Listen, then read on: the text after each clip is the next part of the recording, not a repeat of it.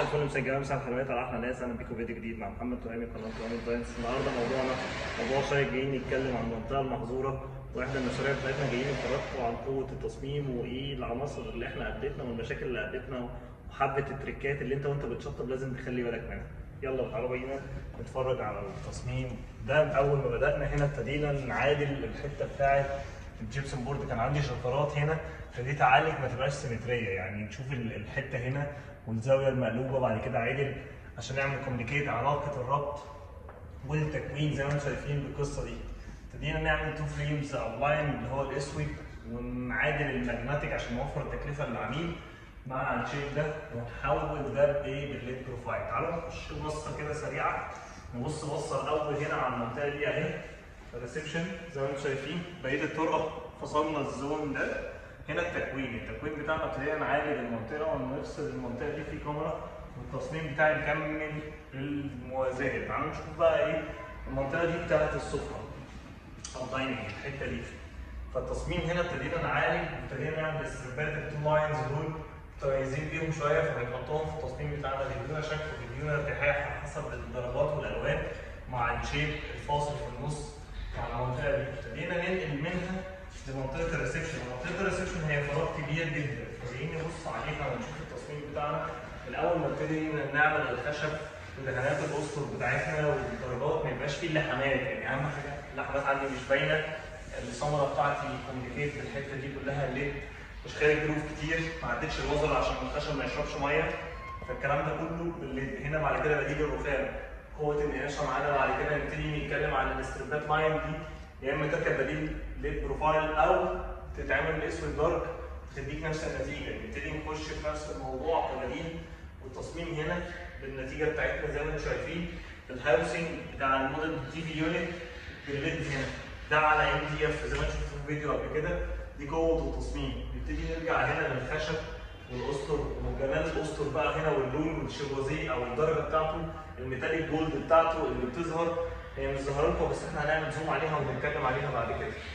مع هنا التصور مع التكوين بتاعي بالمنطقه دي، الفراغ ده كله بالوحدات تي في يونت دي ما عملناهاش كلها سيبريت كانها حاجات منفرده زي بعض، لا عشان تديك ارتياحيه التكوين، يعني ما تبقاش ماشيه سيمتريه، تبقى الفراغات كلها كوميونيكيتد تنور من ورا زي الليد بروفايل والقصه دي. تعالوا نبص بصه بقى. هنا كان عندي ازمه العمود ده غير مقاس العمود الثاني. ابتدينا نعمل الفراغات بتاعتنا. يعني العمود ده كان برضه كان عندي ازمه ان الحجم ده غير الحجم ده، نعمل لهم كاستمايزيشن ونظبط الدنيا بتاعتهم ونعمل جروفات والحاجات دي كلها عشان نعمل الستانلس وندي الريفلكت بتاع الستانلس.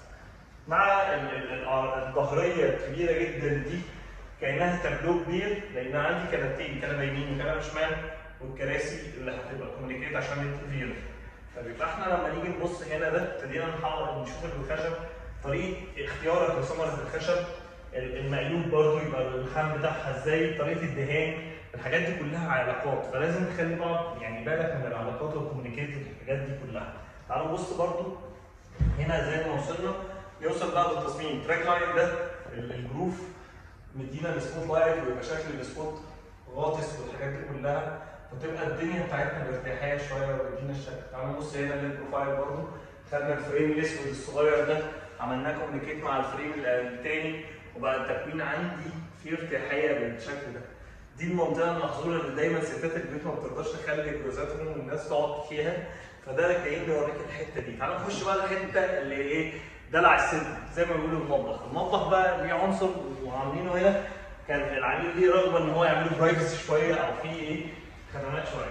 تعالوا نشوف من اول هنا اهو، هنور لكم الطرقه عشان تشوفوا ايه الكوريدور ده بتاعنا اهو. ده قوه التصور بتاع الكوريدور. ربطناه بفتحه اوبن المطبخ، وهو كان ليه تعديله معماريه ما كانش كده. تعالوا نبص، خليكم انتوا معانا من بره هنا. ده المطبخ، الزاويه ال 45 دي رابطه في الكوميونيكيت مع الحته العلاقه اللي باينه هنا وكانها قطعه وطايره، ويبقى هنا ده الال شيب ورابط معايا بالفريمز بتاعتي. فده قوه في التصميم. تعالوا نشوف الموضوع مع عناصر اختيار الخامات والماتيريال. الخامه دي جروف فتديك زي ستيبل، تقدر تحط حبه انتيكس والكلام ده كله فتظبط حبه الاكشن ده. الحاجات دي كلها حبه تريكات بتخلي ايه الدنيا ليها طعم او رونق تاني. دلع الست بقى او زي ما بيقولوا المطبخ.